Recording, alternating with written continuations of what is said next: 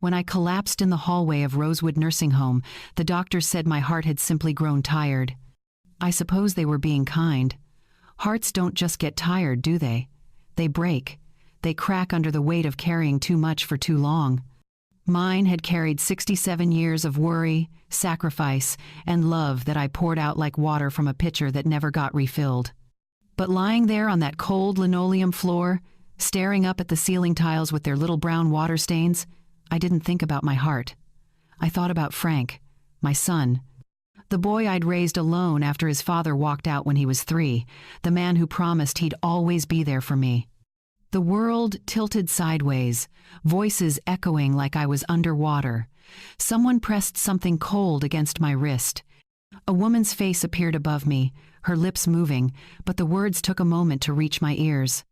"Ma'am, can you hear me? We're calling an ambulance. Who should we contact?" My mouth answered before my brain could catch up. "Frank," I whispered. "Call Frank. He's my emergency contact." They did. And you know what? He never came. Before I go any further, let me ask you something. Wherever you are right now, listening to this story, I want you to do me a favor. Drop a comment and tell me where you're watching from and what time it is in your part of the world. Are you listening to this at midnight, unable to sleep? Or maybe it's morning and you're having your coffee. I'd love to know. And if this story touches something in you, hit that like button, share it with someone who might need to hear it, and subscribe because, believe me, what comes next is something you won't want to miss. Now, where was I? Oh yes, the ambulance. The sirens wailed as they loaded me onto the stretcher. I remember the sterile light above me in that ambulance, so bright it hurt my eyes. A young paramedic, couldn't have been more than 25, kept asking me questions. My name, my age, if I was on any medications. "Is someone meeting you at the hospital?" he asked gently. "My son," I said, my voice barely a whisper. "They called him." He nodded and gave me a smile that I recognized. It was the smile people give when they want to be reassuring but don't actually believe what you're saying. I'd given that same smile to parents at the school where I'd worked for 30 years as a secretary. The smile that says, "I hope you're right, but I'm preparing for disappointment." The hospital was chaos, wrapped in calm. Doctors and nurses moved with practiced efficiency, hooking me up to machines that beeped and hummed. Wires traced the outline of a life I'd once lived for everyone but myself. An IV needle slid into my arm, and I watched my blood pulse backward into the tube before the clear liquid started flowing in. A nurse with kind eyes adjusted my pillow. "Your doctor will be in shortly," she said. "Is your family on the way?" "Yes," I said, because what else could I say? That I wasn't sure, that Frank had stopped answering my calls weeks ago? That the last time I'd seen my grandchildren was in a photo someone else posted online? No, you don't say those things out loud. Not when you're 67 and lying in a hospital bed with your heart giving out. You protect your children, even when they forget to protect you. For 2 days, I lay in that hospital bed, staring at the wall clock. The hands moved in slow circles, ticking toward visiting hours that never brought a familiar face. Other patients had rooms that overflowed with flowers, balloons, teddy bears, clutching hearts that said, "Get well soon." Their families crowded around beds, laughing too loud. Bringing in food the nurses pretended not to see. My room stayed empty. The first night, I told myself he was busy. Frank ran a real estate company with his wife, Danielle. They had 2 kids in private school. Life was complicated. He'd come tomorrow. The second night, I started making excuses that even I didn't believe. Maybe he didn't get the message. Maybe his phone died. Maybe he was stuck at work and couldn't leave. Maybe. But deep down, in that place where the truth lives even when we try to bury it, I knew he wasn't coming. On the 3rd morning, when the nurse wheeled in my phone from the belongings locker, I thought maybe there'd be a text, an explanation. Something to fill the hollow space that was growing in my chest, worse than anything the heart monitor could measure. My hands shook as I picked up the phone. The screen lit up, notifications stacked like accusations. But the first thing I saw wasn't a message from Frank. It was a notification from Facebook. "You've been tagged in a post." I should have known better than to click it. Some part of me, the part that still remembered how to protect herself, whispered, "Don't look. Just put the phone down." But I looked anyway. And that's when everything changed. The photo loaded slowly, pixel by pixel, like my phone was giving me one last chance to look away. I didn't take it. There they were, my family. Frank stood on the left, his arm around Danielle's waist. She wore that smile she always reserved for cameras, the one that never quite reached her eyes but photographed beautifully. My grandchildren, Emma and Tyler, sat cross-legged on a picnic blanket, ice cream cones in their hands, faces bright with laughter. Behind them, a park I recognized. The one near their house, the one with the duck pond where I used to take Frank when he was small. We'd bring stale bread and watch the ducks fight over the pieces, and he'd laugh so hard his whole body would shake. That was a lifetime ago. I scrolled down to read the caption, though something in my gut already knew what it would say. Family day without the drama. Sometimes peace is found in the people who choose to show up. I read it once, then twice, then a third time, until the words stopped being words and became just shapes on a screen, meaningless and cruel all at once. The nurse thought my IV drip had made me dizzy when she walked in and found me staring at nothing. "Mrs. Collins, are you all right? You look pale." "I'm fine," I said, which is what you say when fine is the furthest thing from the truth. She didn't believe me. I could tell by the way she lingered, checking my vitals twice, adjusting the blanket I hadn't asked her to touch. But she was kind enough not to push, and I was grateful for that.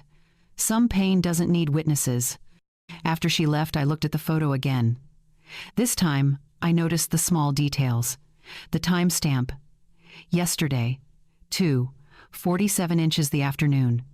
Right around the time I was being moved from emergency to the cardiac unit, doctors discussing whether my heart could handle another episode. I zoomed in on Emma's face. She was 8 now, gap-toothed and beautiful. Tyler had just turned 11, all elbows and knees like his father used to be. They looked happy. Genuinely, purely happy. And why shouldn't they be? They didn't know their grandmother was 3 miles away, alone in a hospital room, wondering why the people she'd loved most had become strangers who occasionally remembered she existed. I clicked on Danielle's profile, something I rarely did. Her life unfolded in carefully curated squares. Morning coffee with motivational quotes. Family dinners with candles and cloth napkins. Photos of the kids' school achievements, their soccer games, their birthday parties. I scrolled back through months of memories.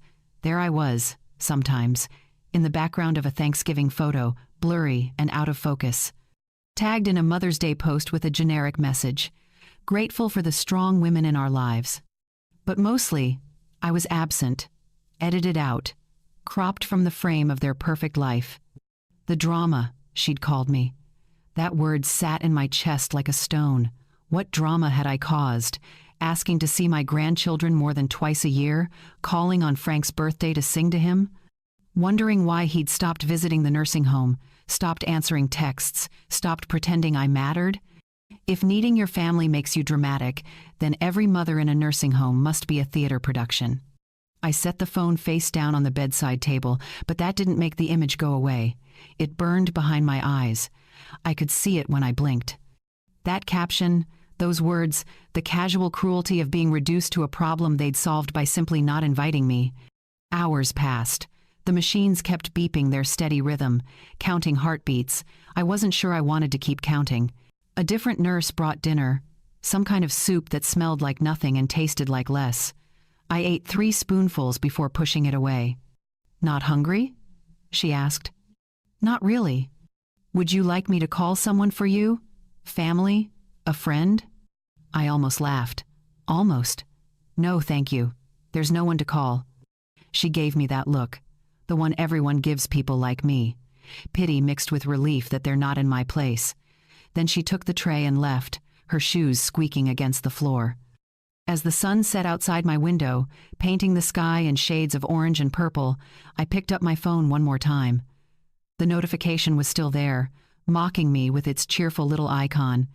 I could delete it, untag myself, pretend I'd never seen it. But that felt like lying, and I was tired of lying. tired of pretending everything was okay, tired of making excuses for people who never bothered making time. Instead, I just stared at that photo until the light faded and the room went dark around me. The family I'd given everything to, smiling without me, breathing easier without me, living better without me. And somewhere between the darkness and the steady beep of the heart monitor, something inside me shifted. Not broke, exactly. Breaking implies something violent, sudden, loud. This was quieter, like a door closing, like a hand finally letting go of something it had held too tightly for too long. I realized love doesn't always die. Sometimes it just deletes you. Sleep didn't come that night.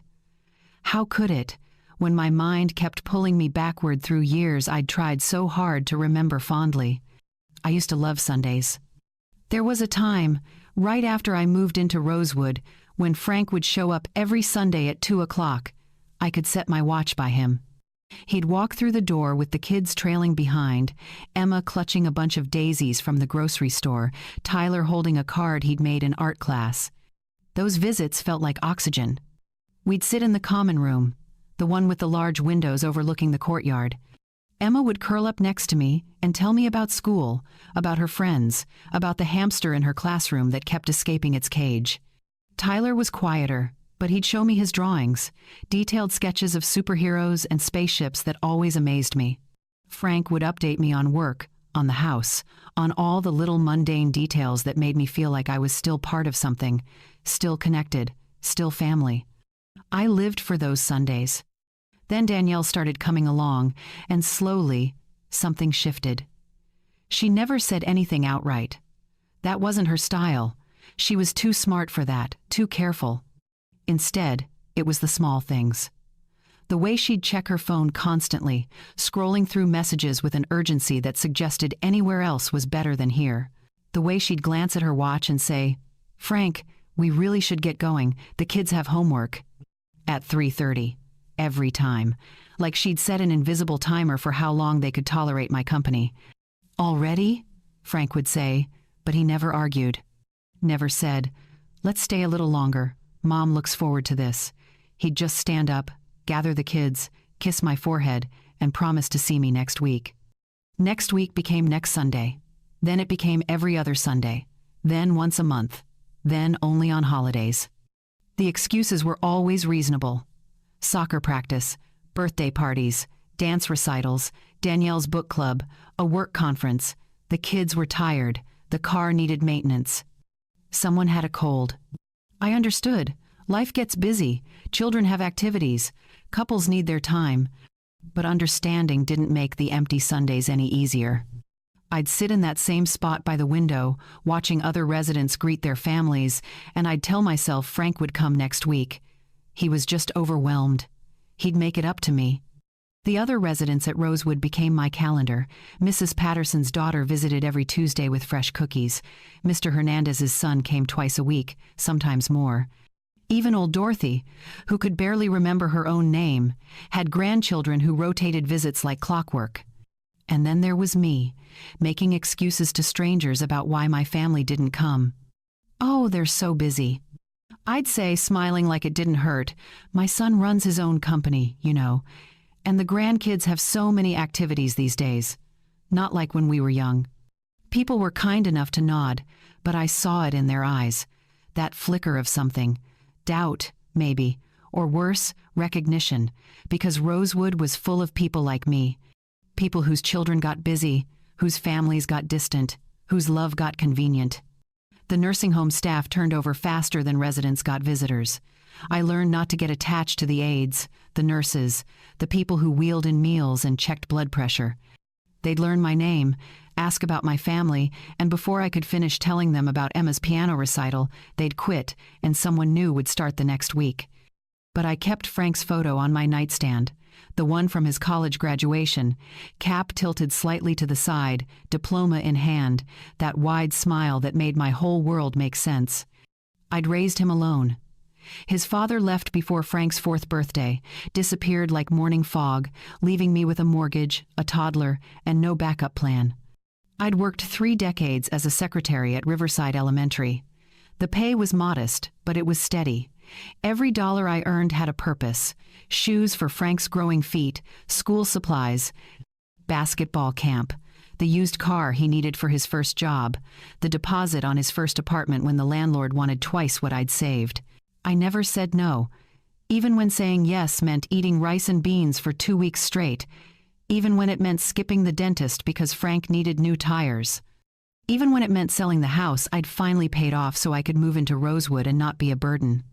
That's what I told myself, that I was making it easier for him, giving him space to build his own life, raise his own family, succeed without worrying about his aging mother in a house that was too big for one person. The irony wasn't lost on me now. I'd made myself so easy to forget that he actually forgot. I thought about my mother, how I'd visited her every week when she was in a home similar to this one, how I'd bring her favorite magazines, update her on Frank's childhood, hold her hand while we watched old game shows. She died knowing she was loved. She died surrounded by family. I wondered if I'd have the same blessing, or if I'd slip away one quiet afternoon while Frank was at a business lunch and Danielle was posting about gratitude. The truly painful part wasn't the absence. It was the realization that I'd trained him for this. I'd spent his entire childhood teaching him that mother's love was infinite, unconditional, and required nothing in return. I'd never asked for help, never complained, never made him feel guilty. I'd raised him to believe I'd always be fine, always be waiting, always be there whenever he had time to remember me. Maybe I raised a good man, just not a grateful one. Morning came with the sound of breakfast trays rattling down the hallway. I hadn't slept, not really. Just drifted in and out of that strange space between consciousness and dreams, where memories feel more real than the present. The nurse who came in was different from the others. Her badge said Lisa, and she moved with the kind of gentle confidence that comes from actually caring about the job, not just collecting a paycheck. "Good morning, Mrs. Collins," she said, setting down a tray with oatmeal and weak tea. "How are we feeling today?" The question hung in the air between us. How was I feeling? Like I'd spent 67 years building a bridge to nowhere, like every sacrifice I'd made had been written on paper that dissolved in water. Like I was finally understanding the difference between being loved and being useful. "I'm fine," I said, which was becoming my default answer to everything. Lisa tilted her head slightly, studying me with eyes that had probably seen through 1,000 lies just like mine. She pulled up the chair that no visitor had used and sat down. Not hovering over me like doctors did, but settling in like she had time. "You know," she said quietly, "I've worked here 3 years. I've learned that when someone says they're fine in that particular tone, they're usually anything but." I tried to smile, but my face wouldn't cooperate. "I appreciate your concern, but really, I'm okay." "No family yet?" Those 3 words shouldn't have hurt as much as they did. "They're busy." Lisa nodded slowly. She didn't offer platitudes or false comfort. She just reached over and adjusted my blanket, a small gesture that felt more genuine than any of Frank's promises. "If you need anything, anything at all, you press that button. Even if it's just to talk." After she left, I reached for my phone. I don't know what I was hoping to find. Maybe a missed call that hadn't come through. Maybe a text that explained everything. Maybe proof that I mattered, even just a little. Instead, I found myself scrolling through old messages, reading back through months of conversations that told their own story. December 25th, Christmas morning. I'd sent, "Merry Christmas, sweetheart. Hope you and the family are having a beautiful day. Love you." His reply 6 hours later, "Thanks, Mom. Crazy busy here. Talk soon." November, Thanksgiving. My message, "Happy Thanksgiving, Frank. I'm so thankful for you and the kids. Wish I could be there." Him, "Happy Thanksgiving. Danielle's family is here. House is packed." October, my birthday. Me, "Thank you for the card, honey. It was lovely. Would love to see you all soon." Him, "We'll try to swing by next month." They never did. I kept scrolling, watching the pattern repeat itself like a script we'd both memorized. My messages were long, full of news about Rosewood, questions about the grandchildren, updates on my health. His responses were brief, polite, distant. The kind of texts you send to an acquaintance, not your mother. There was one from April that stopped me cold. I'd sent him an article about heart health, something I'd read in the common room. Not because I was worried, just because I thought he'd find it interesting. I'd written, "Saw this and thought of you. Take care of yourself, sweetheart. We're not getting any younger." He'd responded with a thumbs up emoji. Nothing else, just a single digital gesture that took half a second of his time. That's what I'd become. Worth a thumbs up. I put the phone down and stared at the ceiling. The water stains looked like continents if you looked at them long enough. Little worlds contained in damaged plaster, maps to places I'd never visit. When had it started? When had I stopped being mom and started being an obligation? Was it when I moved into Rosewood? Was it when Danielle entered the picture? Or had it been gradual, so slow I didn't notice the distance growing until I was standing on one side of a canyon with no bridge back? The truth settled over me like a weight. It wasn't sudden. It wasn't any one moment. It was 1,000 tiny moments where he chose something else, someone else, anywhere else. And I'd let him. I'd made it easy by never complaining, never demanding, never expecting more than he was willing to give. I'd been so afraid of being the difficult mother, the needy one, the burden, that I'd asked for nothing until nothing was exactly what I got. Lisa came back later that afternoon to check my vitals. "Your heart rate is better today," she said, wrapping the blood pressure cuff around my arm. "That's good," I replied automatically. "Mrs. Collins, can I ask you something?" I nodded. "Do you have any friends here, people you talk to besides staff?" The question surprised me. "A few. Mrs. Hernandez and I play cards sometimes." "Why?" Lisa paused, choosing her words carefully. "Sometimes the people who end up alone aren't alone because nobody loves them.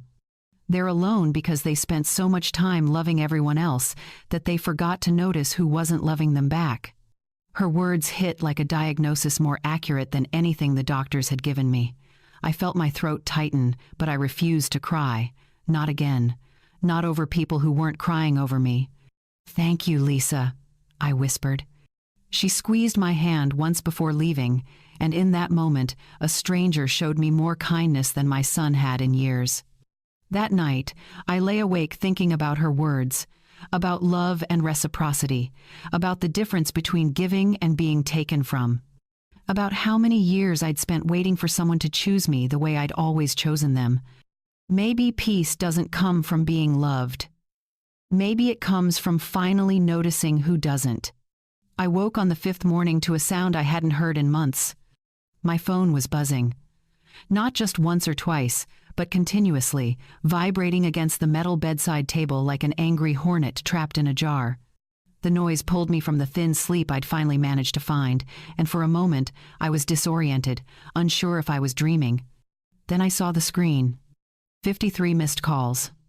My heart, the same one that had brought me to this hospital bed, started racing. 53 calls. Something was wrong. Something terrible must have happened. Was it Emma? Tyler? Had there been an accident? A fire? My hands shook as I grabbed the phone, barely able to hold it steady enough to unlock the screen. The call log filled with Frank's name, over and over, time-stamped throughout the night. 3:17 a.m., 3:45 a.m., 4:02 a.m., 4:33 a.m. The calls kept coming, desperate and relentless. Below the missed calls was a text message sent at 5:47 inches the morning. "Mom, where are you? It's an emergency." Fear shot through me like electricity. An emergency. My mind raced through possibilities, each one worse than the last. The kids. It had to be the kids. Nothing else would make him call like this, text like this, need me like this. My finger hovered over the callback button. Every instinct I'd honed over decades of motherhood screamed at me to call him immediately, to find out what was wrong, to fix it, whatever it was, because that's what mothers do. But something made me pause. It was 6:15 inches the morning now. If something had truly happened to the children, if there was a real crisis, wouldn't he have called the hospital? Wouldn't he have tracked me down through Rosewood? Wouldn't he have shown up? I lowered the phone and took a breath, trying to calm the panic flooding my system. "Think," I told myself. "Think before you react." That's when I noticed the time of his first text. 5:47 a.m.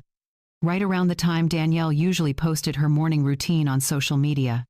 Her carefully filtered coffee cups, her motivational quotes, her staged breakfast table with the kids eating organic granola. Almost without thinking, I opened Facebook, scrolled through my feed, and there it was. A local news article, shared by several people in the Rosewood community group. Local real estate company files for bankruptcy amid housing market collapse. My eyes scanned the article, my brain struggling to process the words. Franklin Property Solutions, the company Frank and Danielle had built together, was shutting down. The article mentioned failed developments, over-leveraged properties, investors pulling out. It mentioned lawsuits, financial ruin, assets being seized. I sat there, phone in hand, as the pieces clicked into place. 53 missed calls. Not because anyone was hurt. Not because anyone needed comfort or support or love. Not because I was someone's mother who deserved to know her family was safe. 53 missed calls because their business had collapsed and they needed money. The emergency wasn't Emma falling off her bike or Tyler breaking his arm. The emergency was that their perfect life, their carefully constructed success story, their house with the mortgage I'd been quietly helping pay, was crumbling. And suddenly, after days of silence, after that cruel social media post, after years of forgotten Sundays and ignored birthdays, now I was worth 53 phone calls.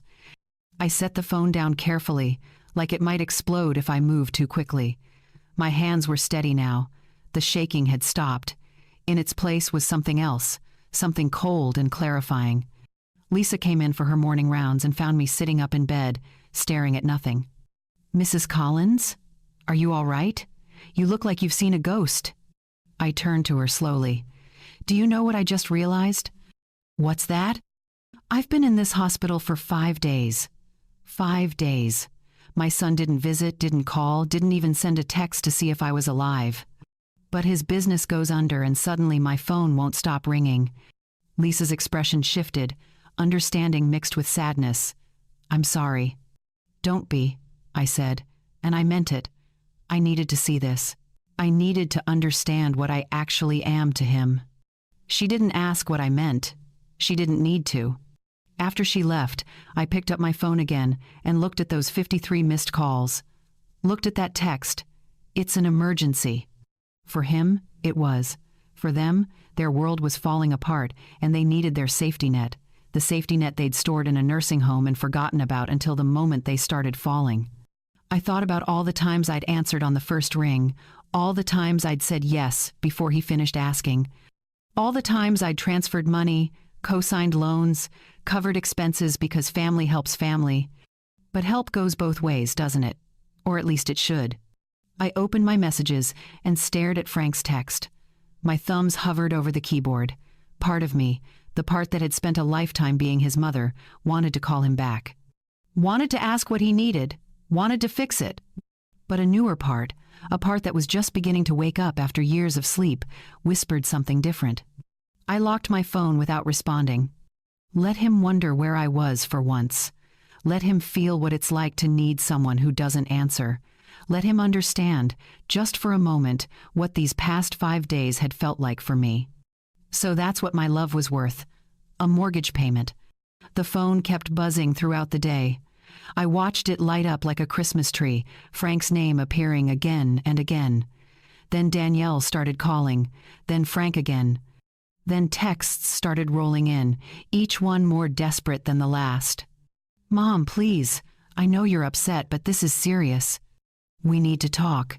It's urgent." "Mom, don't do this. Not now."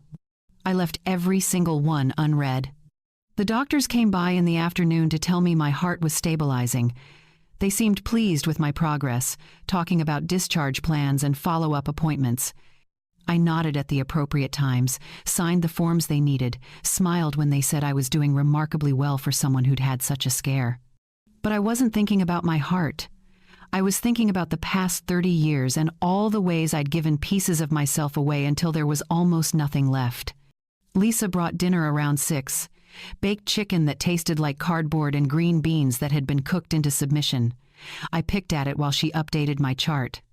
"Your son still hasn't come by," she said quietly. It wasn't a question. "No," I replied, "but he's called quite a bit today." "That's good, isn't it? Maybe he's been trying to get here." I looked up at her. Sweet Lisa, still young enough to believe the best in people. "He doesn't want to visit. He wants money." Her pen stopped moving. "Oh." "It's fine," I said, though we both knew it wasn't. "I'm just starting to see things clearly for the first time in a very long time." After she left, I did something I hadn't done in years. I let myself really think about all the times I'd said yes when I should have said no. It started small, like these things always do. Frank needed help with rent during college. "Just 1 month," he'd said. I sent 3. He needed a car for his new job. "Just a loan," he'd promised. I ended up paying it off completely when he said the interest was killing him. Then came the business. Frank and Danielle wanted to start their real estate company, and they needed startup capital. I took out a loan against my house. My home, the one I'd spent 25 years paying off, one mortgage payment at a time on a secretary's salary. "We'll pay you back as soon as the first deals close," Frank had assured me, his eyes bright with dreams of success. "This is going to change everything for our family, Mom. You'll see." I never saw a penny of it back. But that was okay, I'd told myself. Parents invest in their children's futures. That's what love looks like. Sacrifice. Then came the school fees for Emma and Tyler. Private school, because public school wasn't good enough for Danielle's standards. Could I help with tuition? Just until the business picked up? The business picked up. The tuition payments didn't stop. Then it was the vacation they couldn't quite afford, but the kids really needed. Then the kitchen renovation. Then the new car, because Danielle's old one was embarrassing. Then, and somewhere in all those thens, I'd sold my house and moved into Rosewood. Not because I wanted to, but because I couldn't afford to keep it anymore. All my equity, all my savings, all the money I'd tucked away for my own old age had slowly drained into Frank's life like water into sand. "You'll be happier at Rosewood," he'd said, not quite meeting my eyes. "You'll have people around, activities. It'll be good for you." What he meant was, it'll be easier for me. The memory that haunted me most happened on a Tuesday afternoon, 3 years ago. Frank had come to visit, which was unusual for a weekday. He'd brought papers, spread them out on the little table in my room at Rosewood. "Mom, I need you to sign these," he'd said. "It's just paperwork to add me to your bank accounts, you know, in case of emergency. So I can help manage things if you get sick or confused." I should have asked questions, should have read the fine print, should have wondered why the emergency planning suddenly felt so urgent. But I'd trusted him. He was my son, my only family. Why would he do anything that wasn't in my best interest? I signed everything he put in front of me. Joint accounts, shared access, power of attorney, all of it designed to make it easier for him to help me, he'd said. What it actually did was make it easier for him to help himself. I started noticing the transfers a few months later.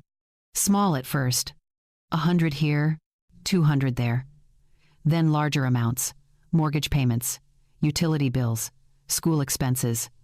All pulling directly from my accounts, automatic withdrawals I'd never authorized, but couldn't stop because his name was on everything.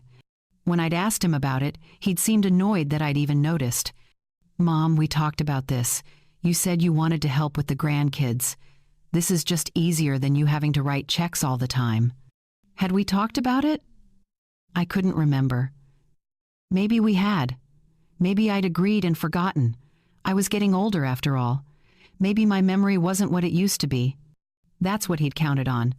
My age, my trust, my love, my inability to say no to him. Now, lying in this hospital bed, I saw it all so clearly it almost hurt to look at. I hadn't been helping Frank build a life. I'd been funding one while he built walls between us. Every dollar I gave him was another brick in the wall that kept him away.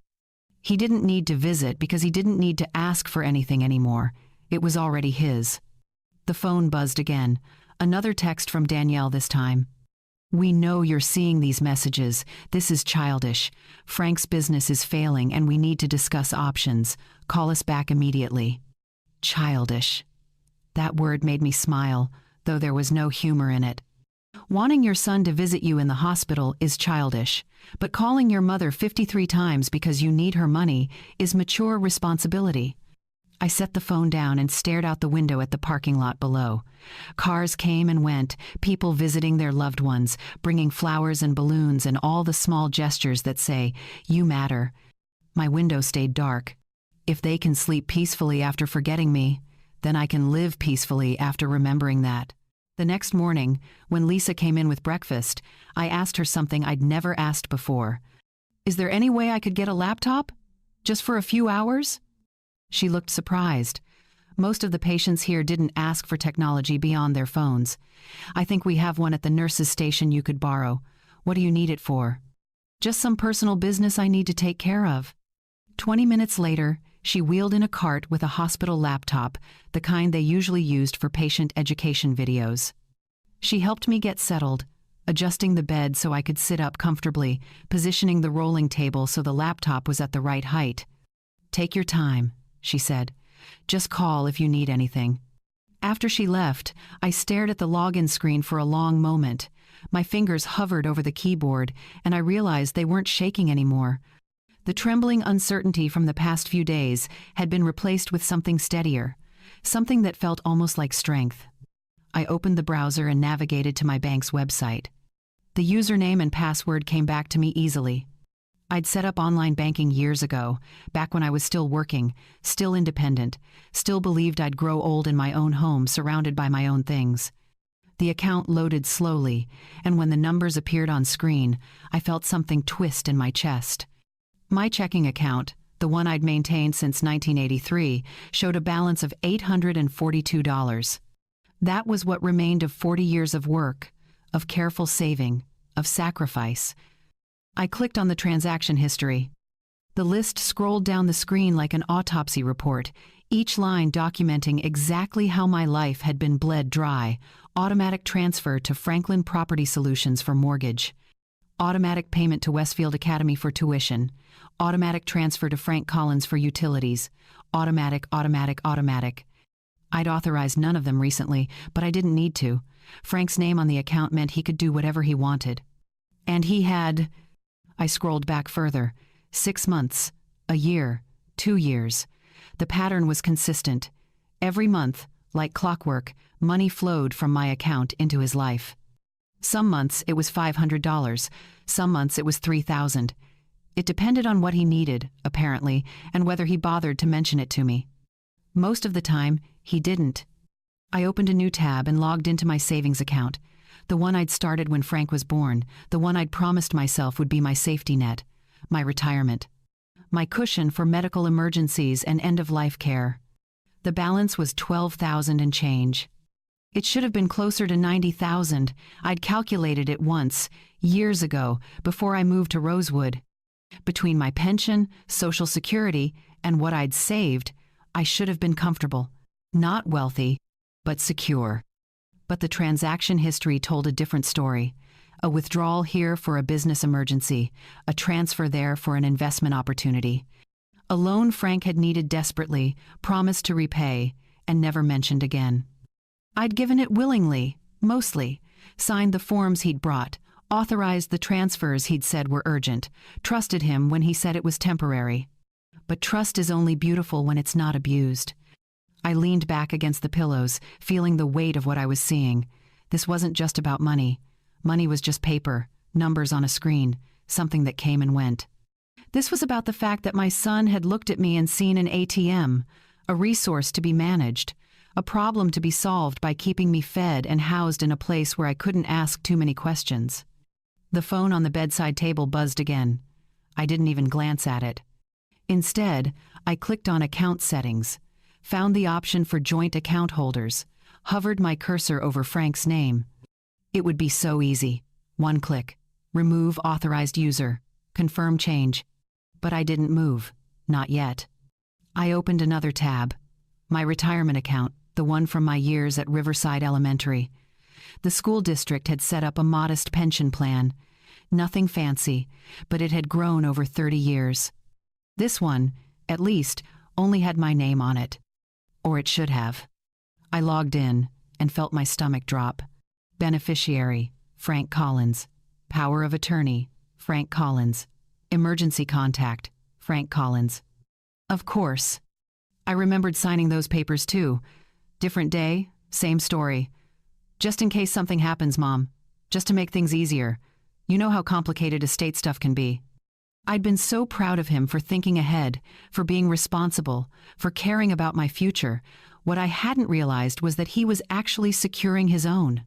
The hospital room suddenly felt very small, very quiet. The machines beeped their steady rhythm, counting down a life that someone else had already spent on my behalf. I thought about calling him, asking him to explain, giving him a chance to tell me why he'd done this, how it had gotten this far, whether he ever felt guilty. But I knew what he'd say. The same thing he always said. He needed help. Business was tough. The kids were expensive. Danielle had expectations. Times were hard. Just temporary. Just this once. Just a little more. Just. No more. I pulled up the bank's customer service number and dialed from the laptop's internet phone feature. A representative answered on the third ring. First National Bank, this is Rebecca. How may I help you? Hello, Rebecca. My name is Eleanor Collins. I need to make some changes to my accounts. Of course, Mrs. Collins. Can you verify your account number and date of birth for me? I rattled off the information, my voice steady and clear. Thank you. What changes would you like to make today? I need to remove someone from my joint accounts. My son, his name is Franklin Collins. There was a pause, the sound of typing. I see him listed here as a joint account holder. Just to confirm, you want to remove his access completely? Yes, completely. May I ask if there's a particular reason? Sometimes families find it helpful to maintain joint access for emergencies. I almost laughed. The emergency is why I'm calling. More typing. I understand. I'll need to process this as a formal request.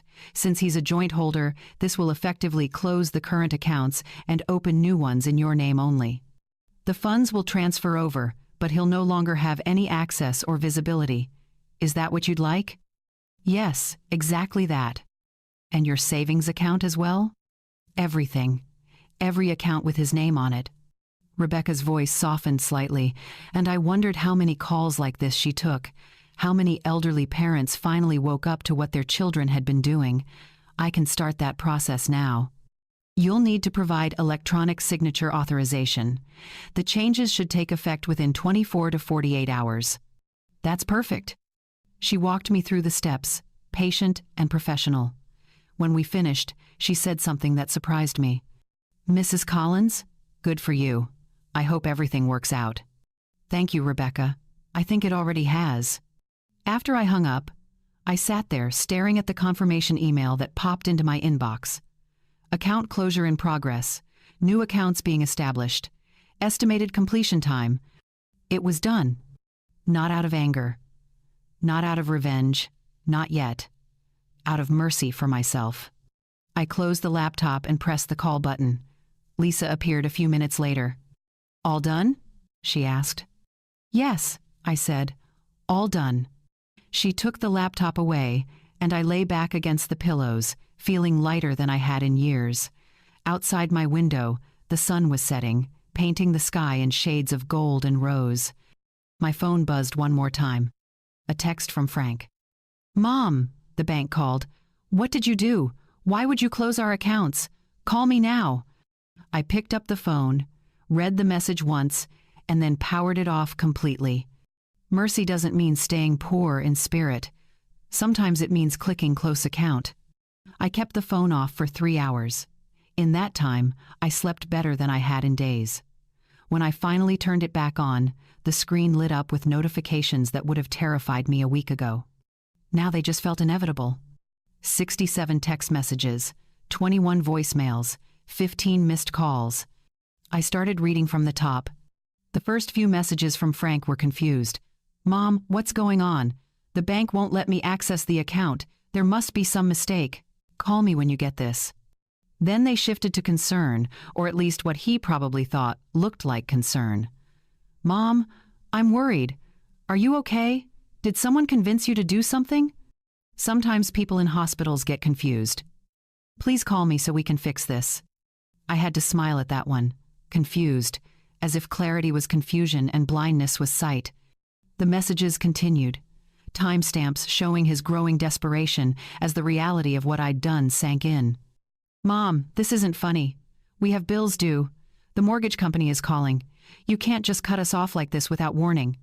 Do you understand what you're doing? We're going to lose everything. The house, the kids' school, everything we've built. Built. That was an interesting word choice. Built with what materials, I wondered. Oh yes, with my money, my sacrifice, my unwillingness to say no. Then came the anger. This is unbelievable. After everything we've done for you, we found you that nursing home. We made sure you were taken care of. And this is how you repay us?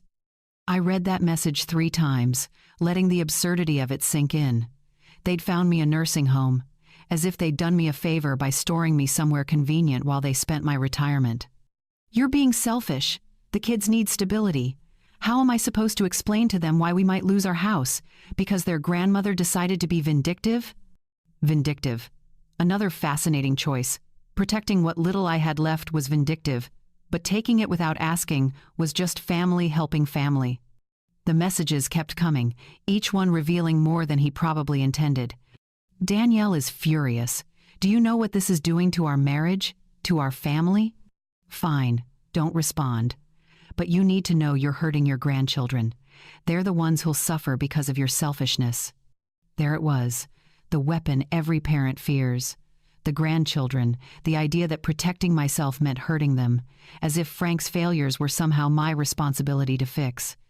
I was scrolling through another string of messages when a voicemail notification popped up, not from Frank this time, from Danielle. My finger hesitated over the play button. I'd never heard Danielle angry before. She was always so carefully composed, every word measured, every expression practiced. Her social media smile, her polite distance, her subtle ways of keeping me separate from her family. I pressed play. Her voice came through the speaker, and it was nothing like I'd expected. Gone was the sweet, practiced tone. This was cold steel wrapped in venom. Eleanor. Not Mom, not Mother. Eleanor. I don't know what game you think you're playing, but it ends now. You clearly don't understand the situation we're in. Frank has been managing your finances for years because you couldn't handle it yourself. That money you're so possessive of? Frank earned it by dealing with your constant needs, your guilt trips, your manipulation.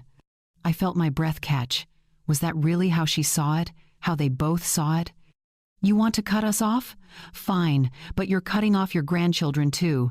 Don't expect any more visits, no more phone calls, no more pictures. You want to be alone in that depressing little room? Congratulations, you'll get exactly what you deserve. The message ended with her breathing hard, like the rage had exhausted her.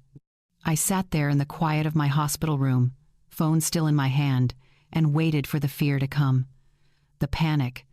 The desperate need to fix it, to call them back, to apologize and restore everything to how it was. But none of that came. Instead, I felt something closer to relief. She'd finally said out loud what I'd suspected for years. I was an obligation, a burden. An ATM machine that occasionally required maintenance in the form of a guilt visit. And now that the ATM was closed, so was whatever pretense of family we'd been maintaining. I saved the voicemail. Then I opened my contacts and scrolled to a name I hadn't called in almost 2 years, Richard Pemberton. The lawyer who'd helped me set up my will back when I still had assets worth protecting. He answered on the second ring. Eleanor? Is that you? Hello, Richard. I hope I'm not calling at a bad time. Never too busy for you. How are you doing? I heard you had a health scare.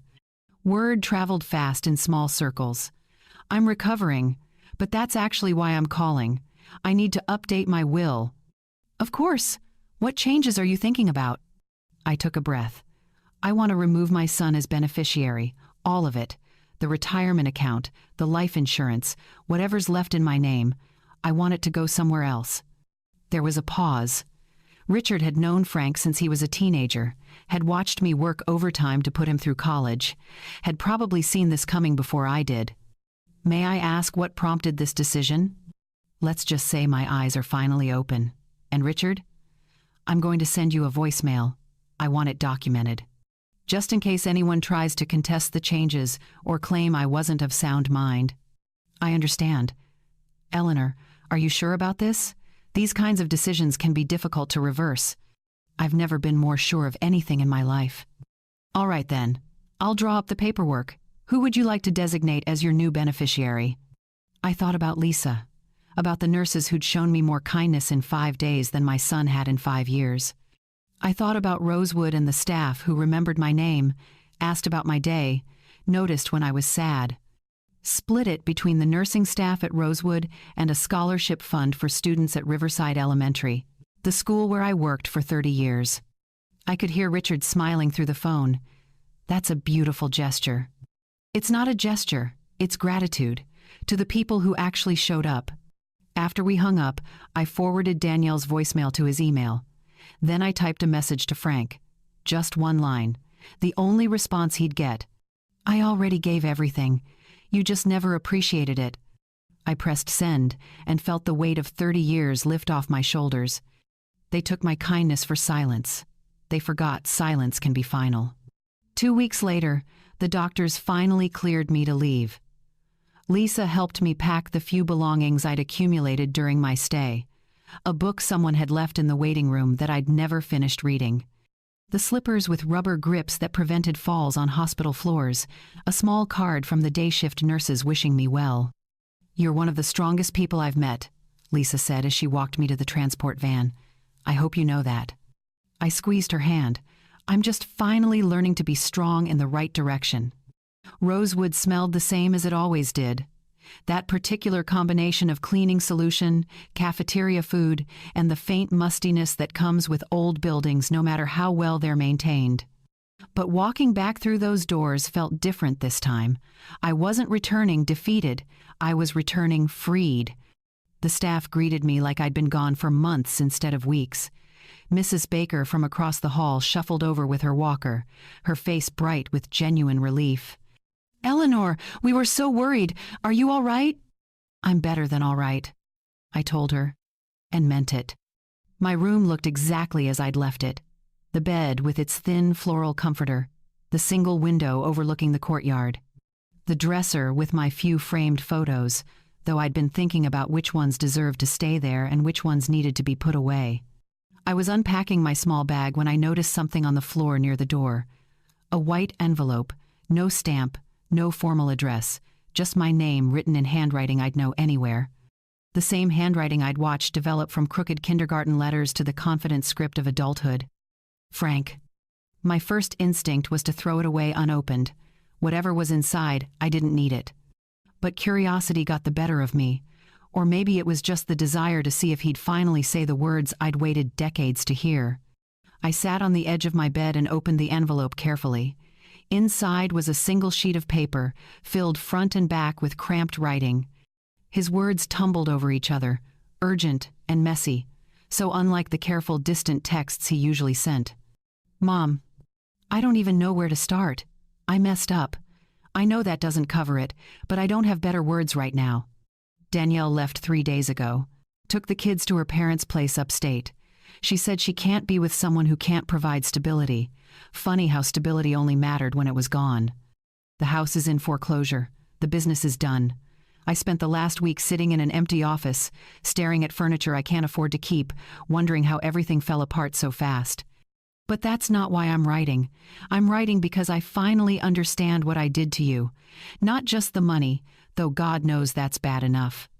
I took your whole life and treated it like a loan I never intended to repay. You were in the hospital, alone, and I didn't come. I didn't even think to come until I needed something from you. What kind of son does that? What kind of person have I become? I remember when I was 8 and broke my arm falling off the jungle gym. You left work in the middle of the day, rushed to the school, held my hand in the emergency room for 6 hours. You slept in a chair next to my bed that night even though the nurses said I'd be fine. When did I stop being the kind of person who shows up? When did I start measuring your worth by what you could give me instead of who you were? I don't have excuses. Danielle didn't force me to ignore you. The business didn't make me take your money without asking. I did those things because they were easy, and you never said no, and I convinced myself that made it okay. I'm sorry. I know that doesn't fix anything. I know sorry is just a word, and I've probably destroyed any chance of you ever trusting me again. But I need you to know that I see it now. I see what I lost, and it wasn't the money or the house or the business. It was you. I don't expect you to forgive me. I don't even know if I deserve the chance to try to make this right. But if you're willing to talk, I'm ready to listen. Really listen this time. Your son, Frank. I read the letter twice, then a third time, slower, looking for the feeling that I'd imagined would come with words like these: the relief, the validation, the sense that finally, he understood. But sitting there in my quiet room, the paper trembling slightly in my hands, I felt only distance. The same distance you feel when you see a photograph of a place you used to live but can't quite remember living in. Familiar but foreign, meaningful but meaningless. For years, I'd imagined this apology, rehearsed what I'd say when he finally admitted his mistakes. I thought it would heal something inside me, fill the hollow space his absence had carved out. But healing doesn't come from other people's words. It comes from your own decision to stop waiting for them. I thought about responding, telling him I appreciated the letter, maybe even agreeing to meet, to hear him out, to give him the second chance he was asking for. But what would that accomplish? He was sorry now because his life had crumbled, because Danielle had left and the money was gone, and suddenly he remembered he had a mother. Was that remorse or just loneliness? More importantly, did it matter? I'd spent weeks in that hospital learning a truth that should have been obvious years ago. You can't make people love you the way you love them. You can't sacrifice your way into mattering. And you certainly can't keep giving to people who only remember you exist when they need something. Frank was sorry. I believe that. But sorry doesn't refill bank accounts. Sorry doesn't replace missed visits. Sorry doesn't give me back the years I spent making myself smaller so he could feel bigger. I folded the letter carefully, creased the edges the way he used to fold his school papers before bringing them home for me to see. Then I placed it in my desk drawer, underneath some old bills and outdated medical forms. Not thrown away, but not treasured either. Just filed away with other things that used to matter. Outside my window, the afternoon sun painted long shadows across the courtyard. An elderly man I didn't recognize well walked slowly along the path, stopping occasionally to rest on the benches placed every few yards. Another resident, Mrs. Patterson, tended to the small garden plot the home maintained, her hands working soil with the kind of peace that comes from having nowhere else you'd rather be. This was my life now. Small, quiet, mine. I waited half my life for that apology, only to find I no longer needed it. The announcement appeared on the bulletin board 3 days after I returned to Rosewood. Bright yellow paper with cheerful lettering that someone had clearly spent time making perfect. Annual Family Day, Saturday, 2 p.m. All residents and their loved ones welcome, refreshments provided. I stared at it for a moment, remembering last year's event, how I'd gotten dressed up, put on lipstick for the first time in months, sat by the window waiting for Frank to arrive. He'd promised he'd come, said the kids were excited to see the courtyard decorations. They never showed. At 4:30, I'd changed back into my regular clothes and pretended I'd forgotten about it entirely. Mrs. Baker appeared beside me, squinting at the notice. "Are you going this year, Eleanor?" "I think so," I said. "Are you?" "My daughter's bringing the whole crew. 5 grandkids. It'll be chaos." She laughed, the kind of easy laugh that comes from knowing you're loved. "What about your son?" The question didn't sting the way it used to. "He won't be coming." "Oh, I'm sorry." "Don't be." "I'm not." She patted my arm and shuffled away, leaving me alone with the bright yellow paper and its promise of togetherness. Saturday arrived with perfect weather, the kind of late spring afternoon that felt designed for gatherings. Warm sun, cool breeze, flowering trees dropping petals onto the courtyard like confetti. By 1:30, The building was already transforming. The activities director had set up tables with punch and cookies. Someone had strung lights between the trees. Folding chairs appeared in clusters, ready for families to gather and take photographs they'd post online with captions about blessed moments and quality time. The first family started arriving just before 2. I watched from my window as cars pulled into the parking lot. Children spilling out in bright clothes, carrying bouquets wrapped in cellophane and grocery store teddy bears. They moved with the easy confidence of people who belonged, who knew they were wanted, who didn't have to wonder if showing up was an inconvenience. Mrs. Patterson's room next door erupted with noise. Her 3 sons arrived together, their own children in tow. I could hear laughter through the walls, the sound of a family that actually wanted to be together. Across the hall, Mr. Baker wheeled himself to the common area where his son was setting up a photo display. Pictures from decades past, moments captured and preserved and now shared with pride instead of hidden in drawers. The hallways filled with voices, with life, with the kind of warmth that made Rosewood feel less like a storage facility and more like a home. I stayed by my window. Not out of sadness, but out of choice. I'd brought a book, made myself a cup of tea from the small kettle I kept in my room, and settled into the worn armchair that faced the courtyard. From here, I could see everything without being part of anything. The courtyard filled steadily. Residents sat surrounded by their people, faces bright with attention. Grandchildren chased each other around the garden plots, while parents tried half-heartedly to maintain order. Someone had brought a speaker, and soft music drifted up through my open window. I watched Mrs. Baker's daughter present her with a framed drawing, something one of the grandkids had made. The old woman pressed it to her chest like it was made of gold, tears streaming down her face while her family laughed and took pictures. In another corner, a young man knelt beside his mother's wheelchair, showing her something on his phone. Whatever it was made her laugh, a sound so pure and delighted that even from my window I felt its warmth. These were good people having good moments. Real connection, the kind that doesn't disappear when bank accounts close or businesses fail. The kind that shows up not because it has to, but because it wants to. I didn't feel envy watching them. That surprised me. A month ago, this scene would have shattered me. Would have sent me spiraling into self-pity and questions about what I'd done wrong, why I wasn't enough, how I could fix whatever had broken between Frank and me.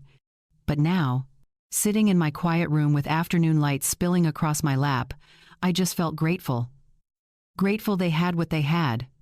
Grateful I'd finally stopped chasing what I didn't.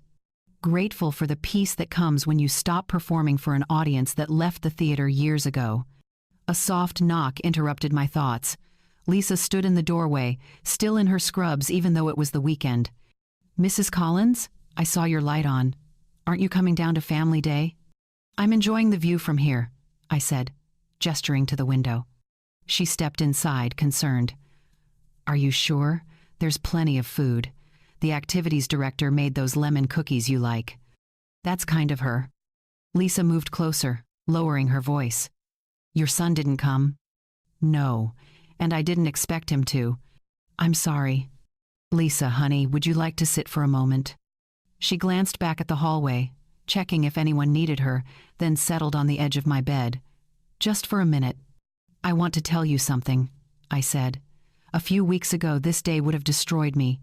I would have sat here crying, wondering what was wrong with me, why I wasn't worth visiting. But do you know what I feel right now?" "What?" "Relief. I'm relieved I'm not down there pretending anymore, not forcing smiles while my son checks his watch. Not making conversation with a daughter-in-law who's counting the minutes until she can leave, not being someone's obligation." Lisa's eyes glistened slightly. "You deserve better than that." "I deserve peace, and I finally have it." She squeezed my hand once before standing. "If you change your mind, come down. The lemon cookies really are good." After she left, I returned to my window. The party continued below, reaching its peak of noise and joy and messy, beautiful connection. But I didn't feel separate from it anymore. I felt like I was exactly where I needed to be. Later, as the family started packing up and saying their goodbyes, I walked to the small shelf where I kept odds and ends. In the back, wrapped in a plastic bag, was something I'd purchased weeks ago from the gift shop on the first floor. A small pot of lavender. I unwrapped it carefully, carried it to the windowsill, and positioned it where it would catch the morning sun. The purple flowers were just beginning to bloom, their color soft and soothing against the white paint.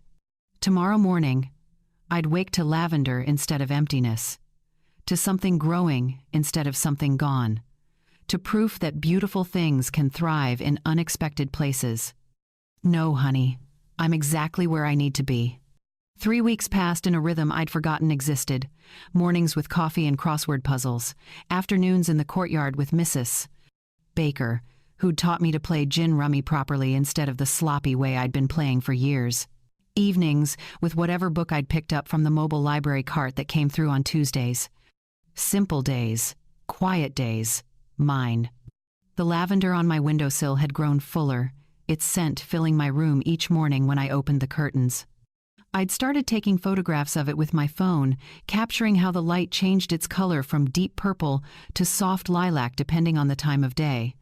I was watering it one Thursday afternoon when someone knocked on my door. The nursing home director, Miss Walsh, stood in the hallway holding an enormous bouquet.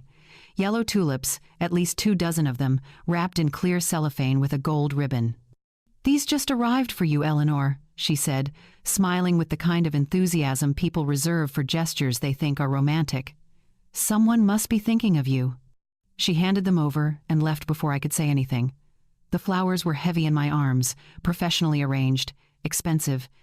The kind of bouquet you send when you're trying to say something without using words. I carried them to my small table and set them down, staring at the bright yellow petals. There was no card visible, but I didn't need one. I knew exactly who they were from. Frank had always sent yellow tulips on Mother's Day. It had been our thing, back when we had things. He'd started in high school, saving up his allowance to buy me a single stem from the corner store. The gesture had meant everything then, this teenage boy remembering his mother on a day when his friends were probably sleeping until noon. Over the years, the single stem became a small bunch, then a full bouquet as his income grew. Yellow tulips for the woman who'd raised him alone, who'd sacrificed everything, who'd never asked for more than his happiness. I wondered how much these had cost, whether he'd paid with a credit card that still worked or if he'd scraped together cash, whether he'd ordered them online or actually walked into a flower shop and picked them out himself. Not that it mattered. I unwrapped the cellophane slowly, searching for a card even though I knew I wouldn't find one. What would it have said anyway? "Sorry?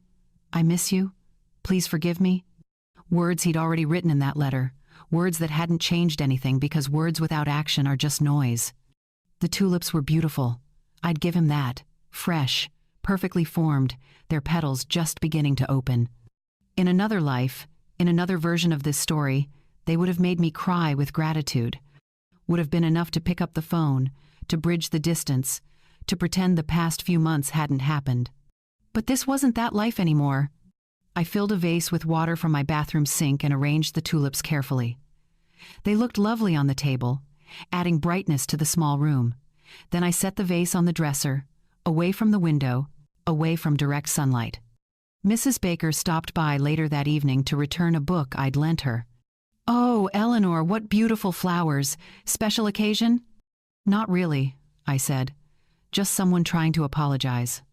"Well, that's nice, isn't it, that they're thinking of you?" I looked at the tulips, their yellow faces turned toward nothing in particular. Sometimes people think about you only when it's convenient for them to feel guilty.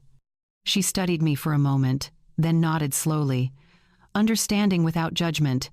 "Are you going to call them?" "No." "Good for you," she said simply, and shuffled back to her room. Over the next few days, I watched the tulips exist. I didn't change their water, didn't trim their stems, didn't move them to better light or adjust their position. I just let them be. The way you let things be when you're no longer invested in keeping them alive. The flowers started wilting on day 4. Their bright yellow petals dulled, edges browning, stems bending under weight they could no longer support. By day 7, they were completely dead, drooping over the sides of the vase like surrender. I could have thrown them out sooner, could have spared myself the sight of something beautiful dying slowly in the corner of my room. But there was something honest about letting them run their natural course, about not intervening, not rescuing, not doing the work that someone else should have done. The flowers had served their purpose the moment they arrived, not to bring me joy or earn forgiveness, but to prove that I could receive a gesture and feel nothing. On day 8, I wrapped the dead tulips in newspaper and placed them in the trash bin by the front entrance. No ceremony, no second thoughts. No lingering attachment to what they'd represented or who had sent them. Mrs. Patterson saw me tossing them out. Those were such pretty flowers. Shame they died so fast. Everything dies without proper care, I said, even good intentions. Back in my room, I looked at the empty space on the dresser where the vase had been. The lavender on my windowsill swayed slightly in the breeze from the open window, healthy and thriving because I'd chosen to nurture it. You can't water dead roots and expect them to grow. At some point, you have to accept that some things are meant to wilt, meant to end, meant to be thrown away so new things have room to bloom. Frank had sent flowers hoping they'd soften something in me, hoping yellow tulips would remind me of better days and make me forget the worse ones. Hoping a bouquet could substitute for presence, for accountability, for change. But forgiveness doesn't work that way. It's not about accepting pretty gestures from people who hurt you. It's about releasing the expectation that they'll ever be different and finding peace anyway. I didn't need to forgive Frank. I needed to stop waiting for him to become someone worth forgiving. Forgiveness isn't reunion. It's rest. Summer arrived without announcement, the way seasons do when you stop marking time by other people's schedules. The courtyard transformed into something almost magical, gardens bursting with colors I'd stopped noticing years ago. Roses climbed the trellis by the south entrance. Tomatoes ripened in the small vegetable plot the residents maintained together. I'd started joining the morning walking group. Nothing strenuous, just a slow loop around the property with 4 other women who moved at the same careful pace I did. We talked about everything and nothing. The weather, our aching joints. The mystery meat served every Thursday. Small talk that felt more genuine than any deep conversation I'd had with Frank in the past decade. My phone sat mostly silent now. No desperate calls. No angry texts. No voicemails dripping with guilt disguised as concern. Frank had stopped trying to reach me around the time the flowers died, which felt appropriate somehow. But I still saw him.